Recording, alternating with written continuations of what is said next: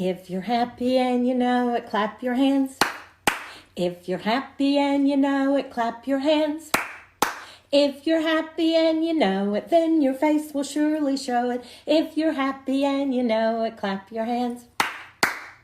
Hi, I'm Dr. Jean, and we all have troubles right now, but I'm here to share some activities that hopefully will make you and your child a little bit happier. You know, in spite of all the craziness in the world, children want the same things that they've always wanted. They want to be loved, they want to feel safe and confident, and they want to play and have fun. So I'm going to show you some things where you can play with your children. And sometimes people think, if I'm playing with my child, I'm not teaching my child. Well, I've been at this rodeo a long time, and I want to tell you the best way to help your child learn is just to play with them, to read to them, sing with them, play games, go outside with them. All those things that we have done naturally and well as parents are the same things children need from you now. Now, just to let you know, I have a blog, drjeanandfriends.blogspot.com, and I have these activity calendars that you can download that will give you some ideas of things to do with your children. Also, today I have this thing called Play, Learn, and Love. And I have all these activities that you can cut apart. Things like read a book, play a board game, go outside and go for a walk, sing a song. And you can put these in a bag. And if you would just take like 15 or 20 minutes a day, turn off your cell phone, turn off all devices, television, just sit there. Let your child choose one of these and then do that activity with them. That's going to be a priceless memory that you can give them. And, you know, I know a lot of people now are showing you things that you have to buy or that are hard to do. I'm simple, easy, inexpensive Jean. Everything I'm going to show you today, it's just from ordinary materials around your house. So, you know, one thing that most of you have around your house, you have paper plates. And so you can give your child 2 paper plates, and you need to model these things too, because if you're having fun, they're going to have fun with you. And you can put on some music that you like, and you can clap and make music. You can put these on the floor and put 1 foot on each paper plate, and then you can skate around the house and dance. You can also give your children a paper plate and let them draw a picture. Now, another thing I know you all have around your house, empty cardboard food boxes. I love food boxes. And one thing that you can do is save up a bunch and then let children tear up newspaper and stuff newspaper down in here, tape the top, and you've got some great building blocks that they can use to create things. You can also take cereal boxes and you can cut them apart, and you can make puzzles. And so a lot of these things you can adapt to the age of your child. So if you have young children, you can cut the cereal box into 2 or 3 pieces. And for the older kids, they could even cut up their own cereal boxes and make puzzles. You can take cereal boxes and gift cards and paper plates and punch holes in them, and then give children shoelace or some string and yarn, and they have some simple, easy sewing cards. You can also let children string cereal with a hole. And one of the best ways to help them string things is by giving them a pipe cleaner, because you've got that nice little needle already there. And they can string cereal, they can string pasta, they can string old buttons, all sorts of things, and make jewelry. Or like this one with the cereal, I could hang this out in a tree and use it as a bird feeder. Now, one thing I know you all have is paper. So what are some things that you can do with paper? Well, there's all sorts of, games that you can play with paper. How many of you remember playing tic-tac-toe? I mean, and I'm thinking this is kind of like the beginning of coding, isn't it? When you play tic-tac-toe with your children. You can do art activities, open-ended art activities with paper. This one is called Dot to Dot. You make a bunch of dots, and then the children take a crayon or marker and connect the dots and try to create something out of it. This one is one that I did when I was a little girl, and I think one of the best things about this time right now that we just kind of pause and reflect is for you to think about things you enjoyed as a child. You know, what songs did you sing when you were little and you went to camp, and what songs did you sing when you went to Scouts or went on a trip with your family, and what kind of games did you like to play when you were little? This one I did when I was little. Close your eyes and you take a dark marker and you make scribbles all around, and then you take different colored crayons and try to fill in all the little scribbles and holes. Paper airplanes never go out of style, and you can make paper airplanes and try different designs, and there's all sorts of really cool websites where you can make some different things, and you can go outside and fly these, or you can fly these in a house at a Target. Another thing that you can do with a piece of paper is fold it into fours and you have a card. And encourage your children to make cards and send cards to grown-ups or friends or somebody they know that might be having a hard time. This is an easy thing, and kids love to make cards and send them.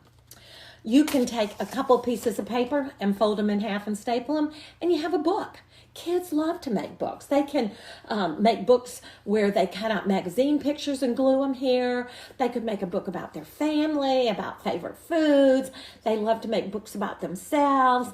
If you're reading something about dinosaurs, let them make a book about dinosaurs. Anything they are interested in, they can make their own little book. Younger children can dictate the words on each page, and then you write them as an adult and then track them with the children.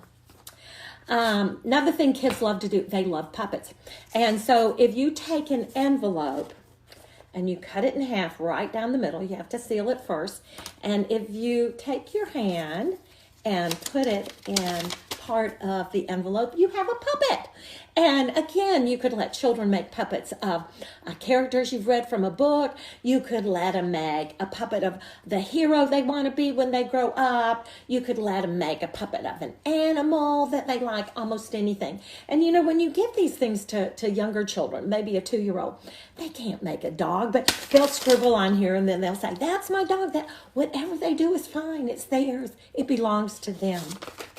Now, I know another thing you all have around your house.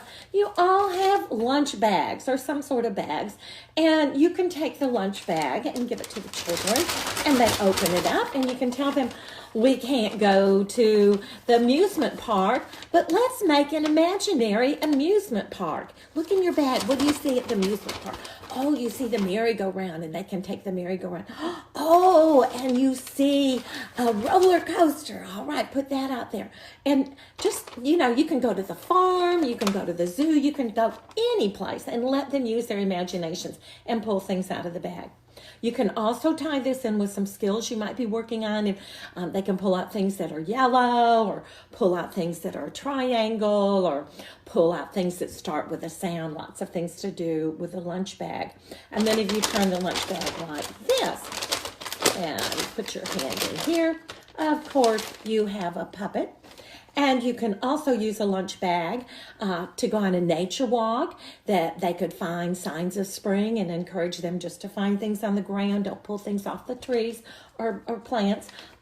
You could use this in the house and let them go on a hunt around the house for things that are red or things that are square shaped or different things like that. Kids love to hunt for things. And so one of the easiest games that you can play with them is hide and seek. Now, you can play hide and seek with your body, but you can also take little toys and hide them around the house, and they find the toys and bring them back to you.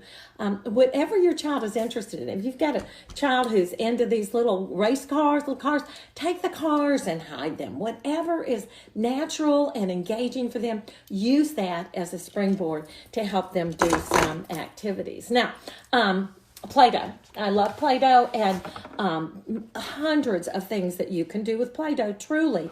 And if you go to my blog, I have this free book you can download. I wrote a book. It's 40 pages of things to do with Play-Doh, and it's free. And you can do things with Play-Doh, from tying it in with making things that start with a sound, or rolling out Play-Doh and making letters, or giving them some toothpicks and let them create 3-dimensional three-dimensional structures with the Play-Doh.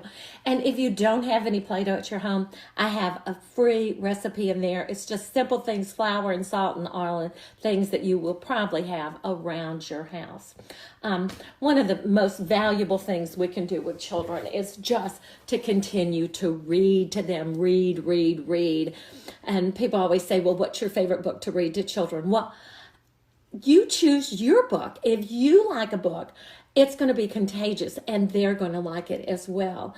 And when I was a little girl, we didn't have access to a lot of books, but we had a storybook. It didn't have pictures. And I'm telling you this because when you think about it, children have a screen in front of them all the time. So the advantage of maybe reading a storybook or reading a poem without pictures, have the children close their eyes and make pictures in their brain and use their imagination for some of these things. It's a beautiful thing to do. And again, there are all sorts of stories online that you can download and read to your child. Singing, you can't sing too much with children. You can't read too much. You can't sing too much. And there's not a song. There's not a story. There's not a finger play. None of those things are wasted. They are all learning when you're doing those things with your children. And so just, think about all of those things that you enjoyed as a child and do these things with children. I'm a big believer in finger plays and nursery rhymes. And again, I've got lots of free YouTube videos where I demonstrate those to you. And, there's so many things to be concerned about right now and to worry about. And so I think we have to be the role models for children to help them look on the positive side. Is the glass half full or half empty? It's overflowing. And so you can make a book called Things to Be Happy About. And every day, talk to your children about good things in their life and things that they can be happy about. And then draw pictures in your book. You might also want to make an ABC book of things to be happy about. Or older children could do an acrostic where they write all the ABCs and then think of a word for each one, something to be happy about or something to be grateful for. Just picked up a few more things around the house out of the trash can.